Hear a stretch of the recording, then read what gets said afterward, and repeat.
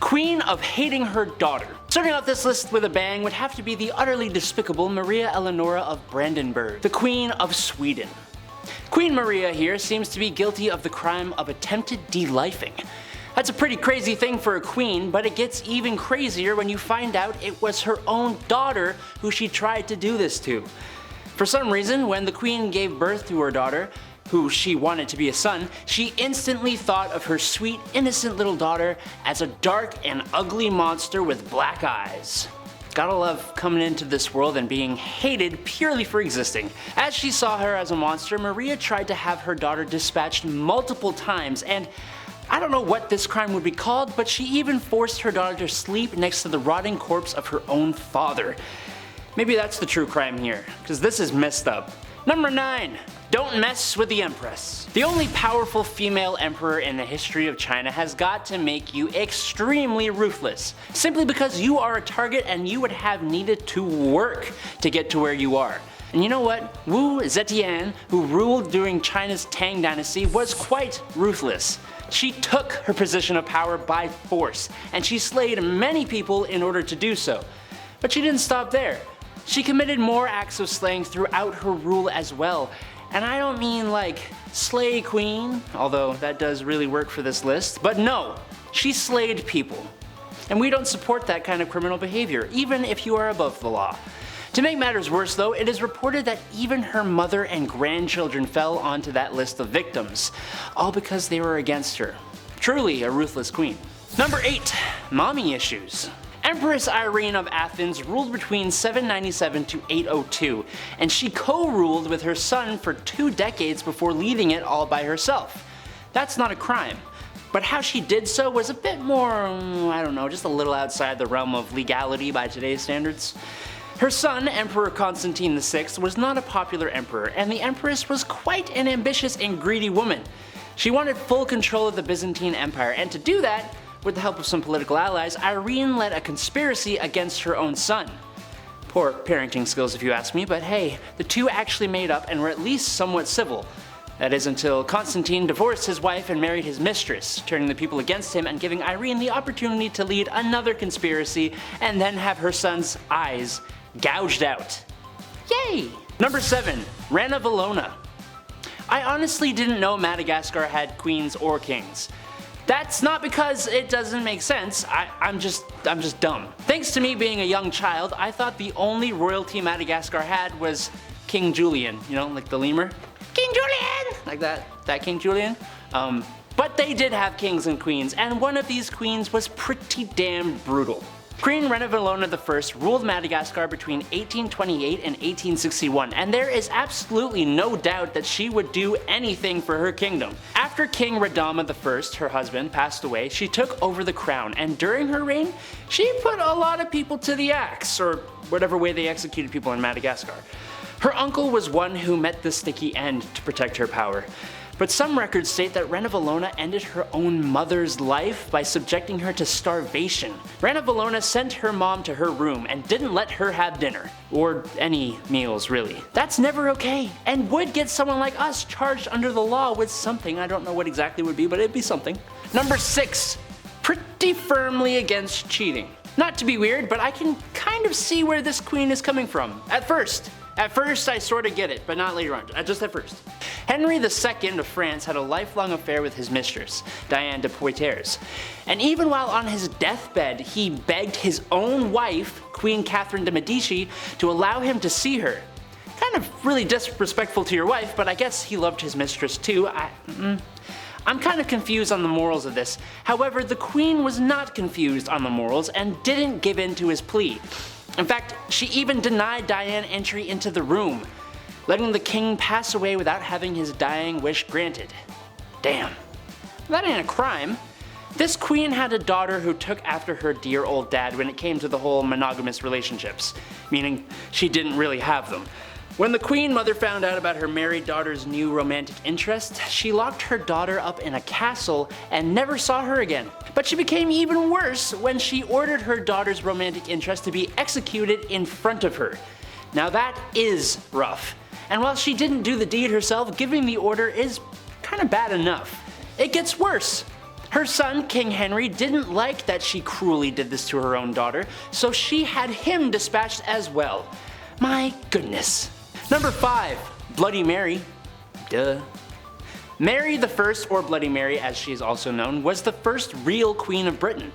But this reign didn't last very long, 5 years to be exact, before she was replaced by the much better Queen Elizabeth. But in that short 5-year span, Bloody Mary earned that title, let me tell you. Mary I ordered war against the Protestants and slew quite a hearty handful of them for heresy. Which is interesting since her father, Henry VIII, was kind of the guy who made Protestants more of a thing in England, and then her sister was also Protestant and made it the main religion in England. History is full of people needlessly passing away because what they believe isn't the right thing. Anyways, to heat things up, Mary even had some of these Protestants burned on the spot. Some is kind of an unfair statement. You see, the Queen here was responsible for burning over 300 Protestants at the stake. Other kings and queens burned people at the stake for their faith. I mean, Mary's father did it, as did her sister. But it's the sheer amount of people that make her much worse and much more famous. Number 4. Taking over. Queen Catherine the Great of Russia was obviously a queen of Russia. But that don't mean she was actually Russian. She was actually German-born. But she was Russian to get herself into power when it turns out her husband, Emperor Peter, was not very liked by his own people, as he showed a very obvious dislike for Russia, which is kind of weird. She took advantage of people's disdain, and while she may not have directly done the life ending here, it is pretty well stated that the act was committed by her supporters, and public opinion held her responsible. She was called the Great, but it seems she was actually kind of the absolute worst, even if she was a strong ruler. She does look very proud of herself in a lot of her paintings though, which, I mean, she overthrew her own emperor husband and became ruler of a country she isn't even native to. So like, yeah, I guess, good job, I think. Number 3. La Loca de Loco. Finally, a queen not on this list for ending other people's lives.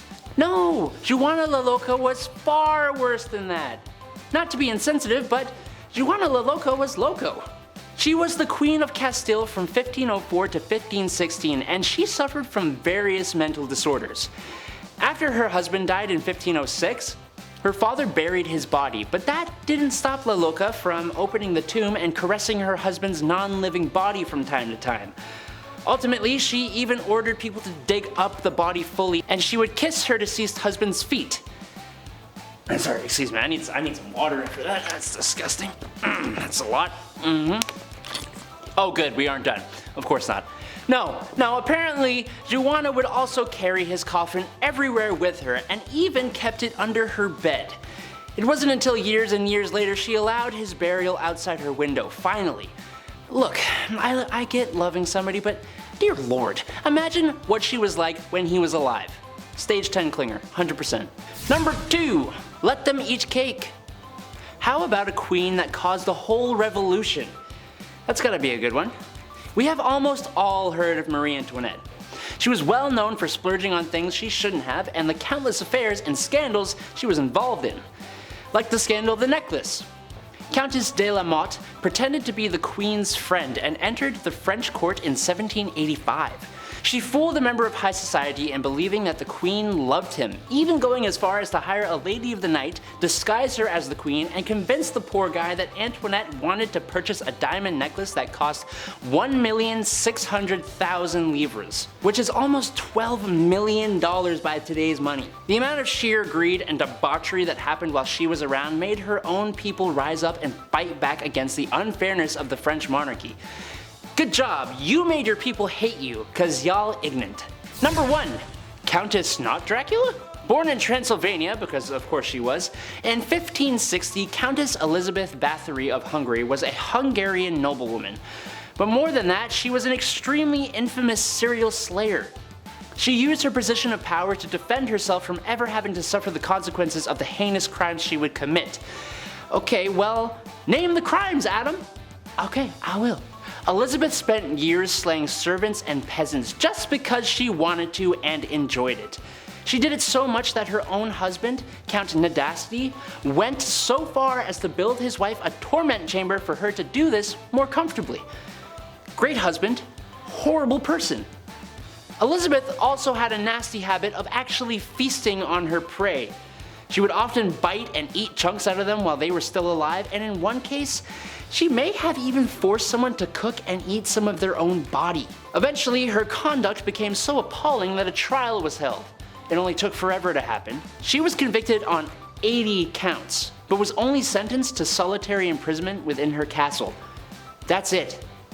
Like, how is that okay? I don't get it. She thankfully met her end 3 years later in 1614, but my lord was she a bad dudette. Number 10. Boudica. She was very tall, the glance of her eye most fierce, her voice harsh. A great mass of the reddest hair fell down to her hips. Her appearance was terrifying. Sounds awesome to me. One of the most famous queens in British history, Queen Boudica was originally co-ruler of the Iceni tribe of East Anglia, alongside her husband, King Prasutagus. That is, she was until the Roman governor of Britain at the time attacked. Prasutagus was killed and his lands and household were plundered by the Romans. Boudica and her daughters were rather savagely treated as well.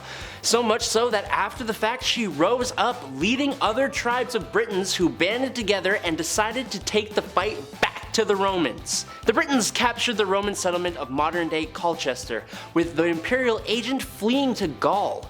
They fought to London and to St. Albans, storming the cities and sending the defenders fleeing.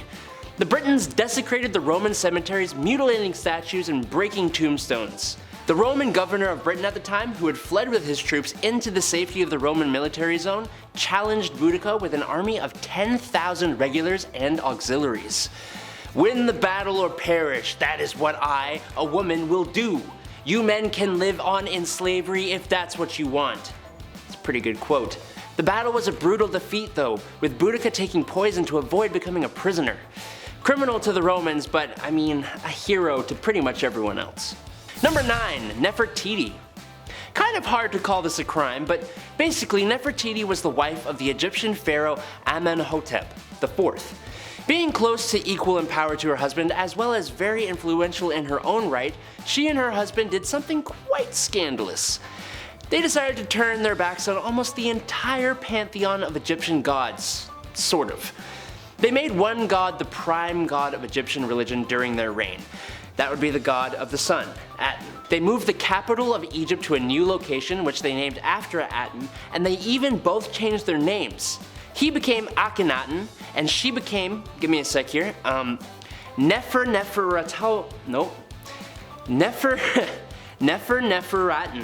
Nefertiti. There's like a hyphen in there, I don't know. Both of those names, as you may have noticed, have the name Aten in them. Nobody liked this change and it was quickly reverted after they were no longer in power. Sure was scandalous though. Number 8. Anne Boleyn. Honestly, for most of the wives of Henry VIII, it's a little hard to, well, 1, pick one, but also 2, really know if any of the things they were accused of actually happened or if they were just easy excuses. But nonetheless, here we are, and since we haven't talked about any before, why not start with the second one, who was pretty much the catalyst for Henry VIII and England breaking away from the Roman Catholic Church and forming a whole new church, resulting in the deaths of an eventual thousands of people. You see, divorce is strictly prohibited in the Roman Catholic Church, so when Henry met Anne, his wife Catherine, who had not produced him a son to carry his name, just kinda had to go, prompting the whole damn Reformation. Was it worth it? No! Because the marriage lasted 3 years before she was charged with infidelity and incest, and lost her head. I kinda feel bad for anyone associated with King Henry VIII though. Number 7. Queen Dida. Queen Dida of Kashmir was quite an ambitious queen mother. Dida seized complete administrative control during her husband's reign, ultimately becoming queen regent for her son and grandsons. That ain't enough for Miss Dida here. Mere advisory for her? No sir, she despised being just an advisor, and well, she disposed of all 3 of her grandsons using medieval forms of witchcraft and torture. Yikes. How dare they make Gma their advisor? Queen Dida got what she wanted at least, as she then reigned as monarch for 23 years, being in some form of power for nearly the whole of Kashmir's 10th century. And while she may have been more than a little brutal, she was honestly one of the best and strongest rulers Kashmir has ever had. Number 6. Queen Nandi. Queen Nandi of the Zulu Empire has a story that literally sounds like it's straight out of a movie. Before the Zulu Empire ever came to become a thing at all, Nandi was impregnated by a Zulu chief in the 1700s, giving birth to a son they named Shaka. But being the third wife of the chief, she and her son were often ridiculed and shamed by other chieftains. Despite all that, Nandi raised Shaka to be an extremely fierce warrior. Shaka grew up to become the Zulu chief in 1815, and Nandi became the queen mother alongside him, known in English as the Great She-Elephant. She, alongside her son, wreaked havoc on those who had mistreated her and Shaka. But since Shaka remained unmarried, it was Nandi who, funnily enough, remained the power behind the throne of the Zulu Empire throughout her lifetime. She is the reason the empire ever existed in the first place, and if any of what she did was a crime, I kinda get it. Number 5. Julia Agrippina, Nero maker. Yes, making Nero should be considered a crime. But honestly, Julia Agrippina of Rome did quite a bit more than just that, and I can see where Nero got it all from. You see, Agrippina wanted to be in power, and when her uncle, Emperor Claudius, separated from his wife due to a scandal, Agrippina saw an opportunity, no matter how messed up it seems to both us and the people of the time. Agrippina seduced her uncle, became his fourth wife, and by extension, became the empress. But it doesn't stop there. She manipulated her uncle husband into making her son Nero heir to the throne, and set up a marriage between Nero and her daughter-in-law Octavia. It's even rumored that she poisoned the food that ended her husband's life, allowing Nero to rise to power, which really bit her in the butt when Nero had her assassinated. What is this crazy family? Good God. Number 4. Queen Theodora. Queen Theodora was scandalous before she even became queen. She was involved in theater from a young age, and one of her most well-known character portrayals involved her stripping down to next to nothingness. But her acting career slowed right down when she met and married Justinian I, who was the heir to the throne of the Byzantine Empire. The two of them were as thick as thieves and ruled together, but that doesn't mean she didn't have a knack for dispatching of those who threatened her position. She was scandalous, but she did way more good than she did bad. She set up houses for ladies of the night, worked for women's marriage and dowry rights, and banished brothel keepers from the Byzantine Empire. She was also a huge supporter of monophysitism. I hope I said that right. She's even considered a saint in the Eastern Orthodox Church of the modern day. Killing it, Theo. That's kind of a bad joke, actually. Number 3. The Great She-Wolf of France. Queen Isabella of France started off her queen life married to Edward II of England, who preferred the company of men to his own wife. This is obviously a precarious and possibly extremely frustrating situation to find oneself in, but she kept it bottled up and even gave birth to a son, Edward III. Until it all came to a head when her husband found a new favorite.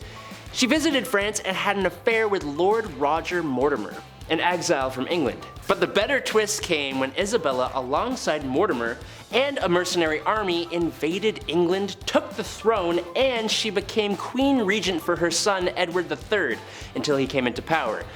She also was probably responsible for the dispatching of her husband Edward II while he was captured. Eventually her son would come into power, and she was imprisoned for 2 years before being allowed to live a quieter life in retirement. Number 2. Queen Fredegund. I was constantly double-taking almost the entire time I was reading about this woman. She was crazy ruthless, and all seemingly for the betterment of both her bloodline and the Merovingian kingdom. She became queen in the 5th century, marrying King Chilperic, and organizing the death of Queen Galswintha and sending Queen Odovera to a convent. When Brunhild, a big enemy for the king, and sister of the late queen, swore vengeance on them, Fredegund brutally destroyed Brunhild's husband and sisters, destroying them as in that kind of thing. The queen also made sure that all of the other heirs to the throne stopped breathing, making it a sure thing that her bloodline would occupy the Merovingian throne. Her son, Clotaire II, was only a baby when the king met his end in 587, so, of course, this ambitious queen rose up to power, fighting battles, quelling rebellions, and ensuring the smooth running of the Merovingian kingdom in her role as queen regent. She met her end in 597, 10 years after her husband, but Clotaire II continued in his mom's footsteps, having Brunhild and all her descendants removed from existence, resulting in 20 years of peace. So it's good. Number 1. Cleopatra.